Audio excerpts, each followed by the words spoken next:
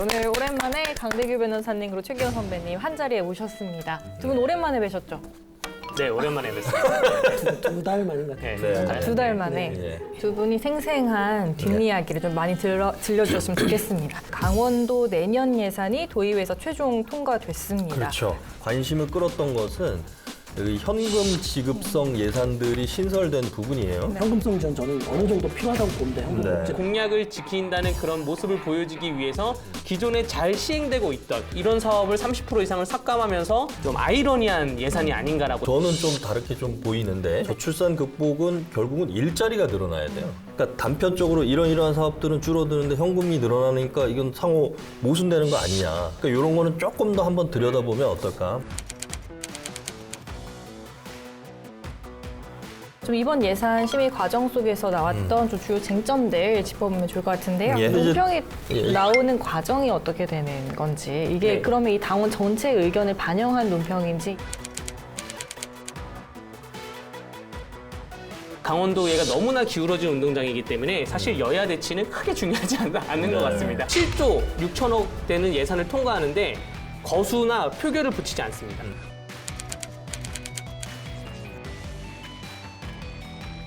거기에 강원도에서 강제 매칭하는 도비가 2,272억 원이에요. 강원도에서 하고 싶어하는 복지 예산 사업은 1,700억 정도. 정부는 생색만 내고 지자체는 돈만 내는.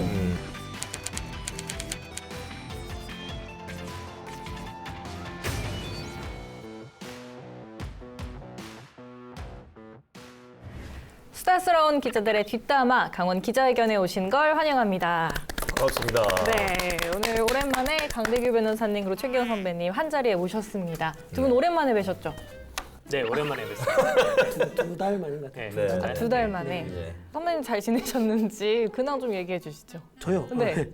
전 뭐 매일이 똑같아서. 네. 뭐 아무래도 좀 이제 대면 취재가 좀 제기 뭐 마찬가지실 것 같아요. 네네. 주로 전화통 붙잡고 있는데 좀 답답한 면도 있고 전화 취재 많이 하다 보면 좀 이렇게 그렇죠. 게을러지는 네. 면도 사실은 좀 있는데 조금 빨리 이런 상황이 좀 해소가 돼서 좀 일도 맘놓고 할 수 있는 예.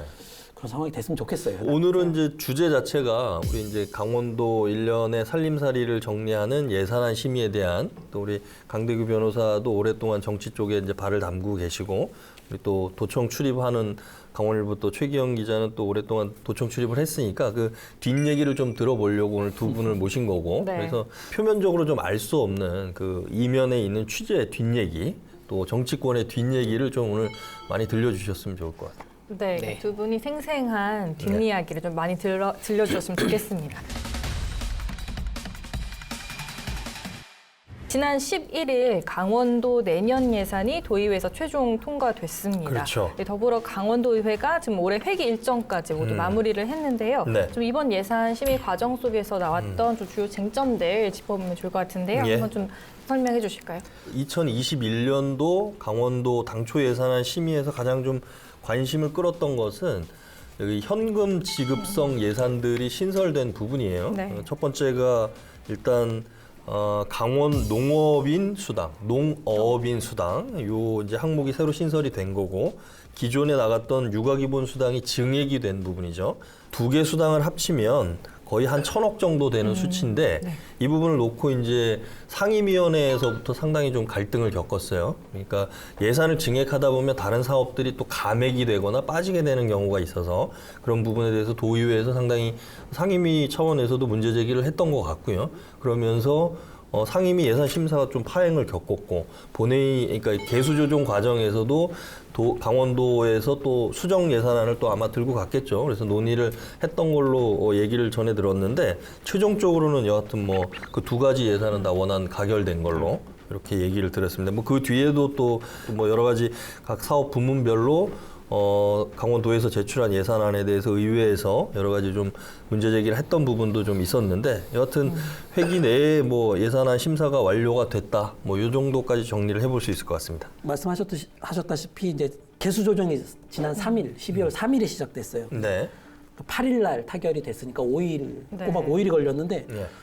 예년에 보면 이제 통상 하루 정도는 밤을 꼬박 새요. 하루 정도는. 근데 올해 이제 5일씩이나 이어진 거 좀 이례적이다 네. 이렇게 볼 수 있고요.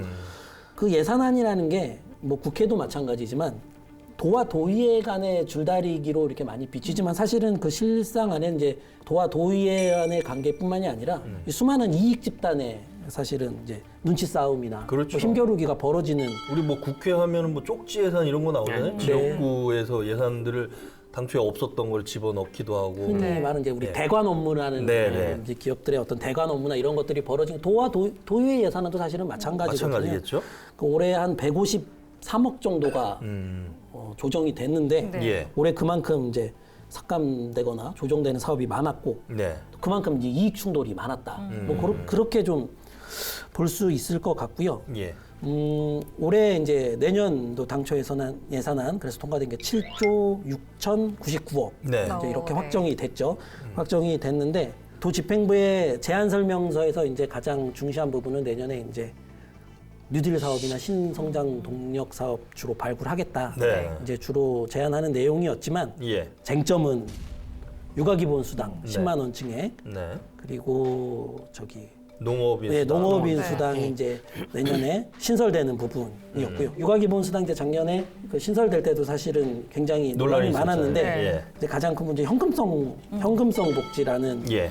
부분이에요. 예. 부분인데 사견을 먼저 말씀드린다면 현금성 지원 저는 어느 정도 필요하다고 봅니다. 현금 네. 복지라는 것이 우리가 이 저출산 굉장히 좀 고령화가 강원도 굉장히 심각한데 네. 이게 근본적인 대책이냐라는 데는 이제 의문은 있을 수 있지만 예. 분명히 유인 효과는 된 거거든요. 그러니까 예. 뭐 기저귀를 지원해주고 뭐 여러 가지 뭐 바우처 사업들도 굉장히 많죠. 네. 뭐 그런 사업들보다 실제 돈을 줬을 때 분명히 더 아이를 조금이라도 낳아야 할 때 그런 고민이 좀 덜 할 거다. 네. 그런 유인 효과는 뭐 사실은 분석 용역까지 안 해봐도 네. 사실은 누구나 생각할 수 있는 부분. 사실 육아기본수당은 최문순 도지사의 공약사항 아니었습니까? 네. 이 공약을 지킨다는 그런 모습을 보여주기 위해서 기존에 잘 시행되고 있던 출산 및 육아와 밀접하게 관련돼 있는 사업들이 감액된 것은 쉽게 이해하기 어렵다. 그러니까 말씀드리면 육아기본수당은 늘어났는데 뭐 다자녀 특별지원이나 뭐 저출산 극복 네트워크 뭐 활성화나 의료 취약지 산부인과 순환진료비, 뭐 산후 건강관리, 뭐 산모 신생아 건강관리 본인 부담금 이런 게 30% 이상이 대폭 삭감됐습니다. 네. 특히 의료 취약지 산부인과 순환진료 이런 거 굉장히 중요하거든요. 산부인과가 없는 곳이 굉장히 많아요. 네. 예. 굉장히 중요한데 이런 사업을 30% 이상을 삭감하면서 현금성을 늘리는 이 공약을 지켜야 되는 모습을 보인다는 게 굉장히 좀 아이러니한 예산이 아닌가라고 생각이 듭니다. 저는 좀 다르게 좀 보이는데 네. 뭐냐면 더 근본적으로 보면 저출산 극복은 결국은 일자리가 늘어나야 돼요.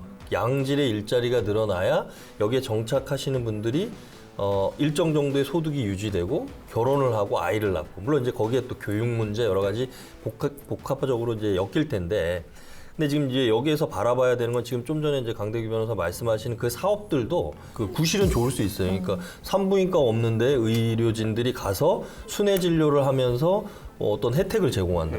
근데 역으로 산모들이나 실제 아이를 이제 이렇게 가졌거나 낳은 그런 산모들 입장에서는 그런 진료는 불편하고 자기 일정이 안 맞으면 직접 도시에 있는 산부인과 가는 경우가 많아요. 그러니까 뭐 예를 들어서 그런 걸 갈 때 교통비를 지원한다든지 뭐 이런 식의 어떤 뭐 뭔가를 좀 보충하는 사업들이 있을 것 같은데 그러니까 단편적으로 이러한 사업들은 줄어드는데 현금이 늘어나니까 이건 상호 모순되는 거 아니냐. 그러니까 이런 거는 조금 더 한번 들여다보면 어떨까. 뭐 이런 일단 생각이 뭐 좀 들어요. 제 의견이라기보다는 전문가들이 쓴 아, 예. 예비 심사 보고서에 써 있었다는 거를 말씀드리고 싶습니다. 전 사실은 이제 행정이나 정치 구조를 조금 더 봐야 된다라고 생각을 해요. 그럼 일단은 도의회 통과하면서 내년에 976억이 투입됩니다. 네. 이 중에 이제 강원 도비가 683억 원이에요. 예. 7대3 매칭 사업이라서 18개 시군에서 나머지 293억을 부담해야 됩니다. 그리고 농민수당도 마찬가지예요. 농민수당 내년 625억이 필요한데 네. 도비가 375억이 들어가고요. 네. 이거는 이제 6대4 매칭 사업입니다. 아. 이 역시 농민수당이 최문순 지사의 공약일 수는 있어도 18개 시군의 공약은 아닐 거거든요. 예. 현금성 복지가 남발될 경우에 자치 역량이 떨어질 수 있어요. 우리 이 행정구조. 네. 전국의 경우에도 마찬가지예요. 예. 거기에 강원도에서 강제 매칭하는 도비가 2,272억 원이에요. 강원도에서 하고 싶어하는 복지 예산 사업은 1,700억 정도. 훨씬 적죠. 예. 정부에서 하니까 따라가야 될 수밖에 없는. 정부는 생색만 내고 지자체는 돈만 내는 그런 상황이 될 수도 있거든요. 4년에 한 번 대통령을 뽑고 도지사를 뽑아야 되는데 그렇다면 사실은 현금성 복지라는 게 표와 직결되기 때문에 4년마다 새로운 현금 복지가 나온 수밖에 없는 구조이고 예. 또 현금성 복지는 한 번 주면 끊기가 어려워요. 굉장히 반발을 많이 사겠죠. 네. 이런 것들이 계속 남발되고 중첩되면 결국에는 매칭 비용으로만 수백억, 수천억이 돼야 되는 그런 상황이 올 수도 있거든요. 그런 부분은 분명히 경계해야 되고 그렇기 때문에 더 논란이 될 수 있는 부분이고요. 사실 그 부분이 어떻게 보면 강원도에서 제출하는 예산안에 대해서도 강원도의회의 기능이 그런 부분 아니겠습니까? 어떻게 보면? 뭐 어떻게 생각하세요? 네, 그리고 현금성 예산에 대해서 제가 생각하고 있던 게 있는데 다른 질문을 그거 먼저 하셔가지고 얘기할게요. 도의회의 기능이 맞습니다. 도의회가 도 정보를 견제를 해야 되는데 뭐 네, 거수기 논란은 나중에 또 네. 말씀드리도록 네, 하고 네. 초창기에 현금성 논란이 문제됐던 것이 네. 현금을 지급하면 이게 소득으로 잡힙니다. 네. 그래서 이제 일반 뭐 직장인들은 상관이 없는데 기초생활수급자들은 이게 소득으로 잡히니까 기초생활수급액이 줄어들게 되는 거예요. 근데 이번에 강원도 육아기본수당도 40만 원 늘어나면서 네. 이게 기초생활수급자들한테 소득으로 잡히게 돼서 결과적으로 기초생활수급자들 중에 아이를 키우는 분들이 그 수급액이 줄어들게 된다. 그럼 이게 또 뭘 도와주는 거고 뭘 복지를 하는 것이냐. 정작 복지 사각지대에 있는 정말 힘든 분들한테는 아무런 도움이 되지 않는다. 이런 지적이 좀 있습니다. 아, 예. 그것도 좀 귀담아 들을 만하네요. 그것도 예비심사 보고서 전문가의 네, 그런 견해. 전문가의 기초한. 네. 그리고 또 이번에 플라이 강원 운항 장려금 예산도 좀 살아났잖아요. 예. 그 부분도 좀 말씀해 주실까요? 사실 네. 조금 안타까워요. 예. 이 플라이 강원 예산이 사실은 논란이 될 만한 일이 아니었는데 이렇게까지 상황이 온 것에 대해서 좀 개인적으로는 안타까운 면이 있고요. 네. 사실 이제 수건 사업이었잖아요. 그렇죠. 양양공항을 네. 활성화하고 그렇다면 양양공항에 상주하는 항공사가 항공사가 있어야 필요하고. 되지 네. 않겠냐라고 시작이 된 부분이고요. 어렵게 수건을 이뤘는데 사실은 이제 뭐 코로나19라는 뭐 너무 어려운 천재지변과 같은 상황이 있었으니까 예. 안타까운 면도 있지만 강원도에서 초기 투자금 140억을 지원하기로 네. 약속이 돼 있는 부분이에요. 그래서 올해 한 80억 정도 운항 장려금이 지원이 됐고요. 예. 그래서 내년 이제 60억 정도 지원하겠다. 예. 이런 부분은 사실은 이제 약속된 사항이기 때문에 뭐 강제성은 없더라도 네. 사실은 이제 조금 괘씸죄에 걸린 부분도 있는 것 같아요. 그래요? 제가 보기에는 네. 어떤 이 예산 지원이 수반되는 과정에서 여러 가지 정무적인 일들이 또 벌어지는데 네. 그런 부분에 있어서 조금 그런 부분이 있지 않았나 싶어요. 예. 하여튼 플라이 강원이 하여튼 지원을 받기로 했고 또 이 코로나19가 종식되고 하면 또 보상 심리도 있고 할 테니까 양양공항 활성화 될 거라고 기대를 하고요. 그럼 좀 하나 궁금한 거는 강원도하고 도의회 그 예산 개수 조정이 5일 만에 지금 타결이 됐다 그랬잖아요. 네. 올해가 유독 좀 더 개수 조정의 기간이 더 오래 걸린 이유가 좀 있었나요? 어떻습니까? 제가 5일간 늦어진 기간은 다수의 민주당 그 의원분들께서 네. 또 민주당 허소영 원내대표나 이런 분들께서 그 육아기본 수당이나 다른 수당에 대해서 현금성 지급 예산에 대해서 많은 언론에 나와서 반대하는 기조를 좀 보이는 모습이 있었습니다. 근데 정작 강원도에서는 이제 그 도지사 공약사항이기도 하고 해서 예. 민주당 강원도당에서 이 도의회 민주당 의원들을 설득하는 작업이 있었다. 네. 이런 얘기도 좀 있었고요. 또 지금 그 강원도의회가 너무나 기울어진 운동장이기 때문에 사실 여야 대치는 크게 중요하지 않는 것 같습니다. 기존의 레고랜드 문제도 그렇고 국민의힘이나 야당 의원들이 아무리 의견을 개진해도 이 의견이 그 받아들여지는 구조가 아니기 때문에 이 5일이 지난 이유는 민주당 그 내부에서 이런 좀 의견을 일치시키는 단합시키는 그런 과정이 좀 오래 걸리지 않았나 그렇게 생각이 됩니다. 그 자체가 민주적인 절차를 위반하거나 이렇다는 네. 기보다는 결국은 도민들이 민주당에게 도의회 의석을 다수를 몰아줬던 어떤 그게 결과로 나오는 거기 때문에 지금 국회도 마찬가지잖아요. 예. 어떤 법안 근데 통과하는 것도. 제가 한 가지 안타까운 것은 이런 국민들이 개수조정 소위에서 논하는 회의록을 볼 수 있어야 돼요. 근데 도의회 홈페이지 들어가면 개수조정 소위에 대한 회의록은 없습니다. 아. 이게 5일 동안 했으면 어떠한 얘기를 해서 5일까지 왔는지에 대해서 얘기를 해야 되는데 예. 아마 기자님들도 회의장을 못 들어가니까 문 밖에 기다리고 있다가 나오는 의원들 하나하나 워딩 따서 기사가 나갈 수밖에 없는 그런 구조거든요. 이것이 굉장히 안타깝고 내가 만약에 어떤 지역을 대표하는 의원이라면 본인의 독립성과 가치관을 갖고 반대하는 의견이 있으면 반대한다고 해야 되는데 심지어 우리 7조 6천억 되는 예산을 통과하는데 거수나 표결을 붙이지 않습니다. 그냥 의장이 여러분들 이의 있습니까? 이의 있습니까? 그러면 저쪽에 의원이 말함 없습니다. 웅성웅성. 그리고 통과가 되는 거예요. 이게 7조 되는 예산을 그렇게 최종 단계에서 그렇게 통과한다는 게 이거 만약에 이런 회의록을 한 먼 훗날 후대인들이 보면 야 도의회는 뭐 7조 정도의 예산을 46명이 앉아가지고 이의 있습니까? 없습니다. 회의록이 없다고 함. 이렇게 그냥 간결하게 회의했구나. 심의를 안 했구나. 이렇게 보일 수 있다는 근데 거죠. 원래 네. 뭐 그러면 예결위에서 개수 조정하는 것들을 회의록에 좀 뭐 어떻습니까? 국회도 그렇게 남기거나 이런 게 있나요? 국회도 남기지 않습니다. 국회도 개수 조정 소위는 남기지 않습니다. 뭐 그렇군요. 수많은 아까도 말했죠. 이해관계. 이게 이익이 너무 많아서 충돌하는 과정이기 때문에 그렇죠. 부담스러울 거예요. 네. 그래서 지금 방금 말씀해주신 것처럼 지금 뭐 야당이나 일부 시민단체들에선 이런 현금 지원성 예산에 네. 좀 우려 목소리를 내면서 이번 도의회는 집행부의 거수기다라는 뭐 비판까지 나왔다고 해요. 그래서 국민의힘 또 강원도당에서 또 논평을 내셨잖아요. 네. 강원도 민주당 퇴행적 정치 행태 네. 이렇게 비판을 했는데 좀 변호사님 논평 어떻게 이 보셨어요? 논평이 뭐 크게 두 가지입니다. 당초 민주당 의원들이 육아기본수당의 인상에 반대했고 또 특히 원내대표이자 예결위원이었던 허성호영 의원도 공개적으로 매체에 나서 반대를 했는데 결국 1원도 깎지 않고 통과를 했다는 거. 뭐 그런 게 하나가 있고 또 두 번째가 곽도영 도의회 의장이 부산에 내려가서 가덕 신공항 특별법을 지지하는 민주당 행사에 참석해서 했다는데 뭐 여기에 뭐 왜 부산 가덕 신공항까지 내려가서 강원도 의장의 이름을 남발하냐 뭐 이런 비판이 있었습니다. 근데 거수기 논란은 너무나 많아가지고 저는 이제 지겨워요.